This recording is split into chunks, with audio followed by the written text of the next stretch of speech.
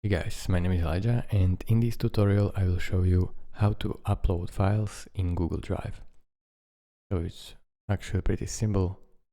Just click on your Google account, sign up to your Google Drive. Then if you are in your Google Drive, click right here on this new icon, then press File Upload, and then choose all of the files that you want to upload. Then press Open right here. And as you can see, it will start uploading, and right here you will see how much time it will take. So it was pretty fast in my case. Click on this close, and now your files should be in your drive. So click on My Drive.